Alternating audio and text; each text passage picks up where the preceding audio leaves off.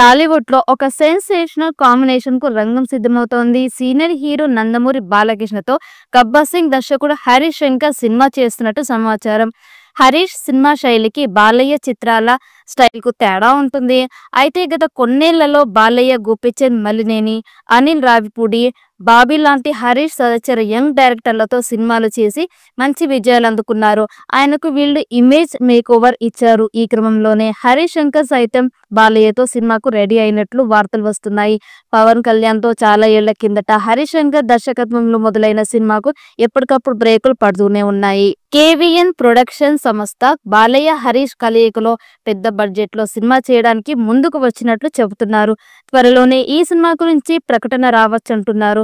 అఖండ 2 పూర్తి చేశాక ఈ సినిమా పట్టాలెక్కొచ్చు. ఎప్పటి నుంచో బాలకృష్ణ, హరీష్ శంకర్ కాంబోలో మూవీ రానట్లు వార్తలు వినిపిస్తున్నాయి. కర్ణాటకకు చెందిన కేవీఎన్ ప్రొడక్షన్ సంస్థ భారీగా ప్రొడ్యూస్ చేయనుందని తొలుత టాక్ వినిపించింది. గతేడాది వచ్చి బ్లాక్ బస్టర్ హిట్ అయిన మలయాళం మూవీ ఆవేశం రీమేక్ ను బాలయ్యతో హరీష్ చేస్తారని ప్రచారం జరిగింది. ఆవేశంలో హవ్వత్ ఫాజిల్ చేసిన క్యారెక్టర్ ను తెలుగులో చేయగలిగే హీరో బాలకృష్ణ మాత్రమేనని అభిప్రాయాలు సోషల్ మీడియాలో గట్టిగా వినిపించాయి. హరీష్ శంకర్ సరైన విధంగా డైరెక్ట్ చేయగలగరని అంతా అన్నారు. కానీ దానిపై ఎలాంటి అఫీషియల్ అనౌన్స్మెంట్ రాలేదు. ఇప్పుడు మాత్రం హరీష్ ఓ స్క్రిప్ట్ సిద్ధం చేస్తున్నట్లు తెలుస్తోంది. ఇటీవల చర్చలు కూడా జరిగాయని సమాచారం. హరీష్ తన స్క్రిప్ట్ వర్క్ పూర్తయ్యాక బాలయ్యకు స్టోరీ మొత్తం నెరేట్ చేయనున్నారని తెలుస్తోంది. ఆ తర్వాత అధికారిక ప్రకటన రానుందని వినికిడి.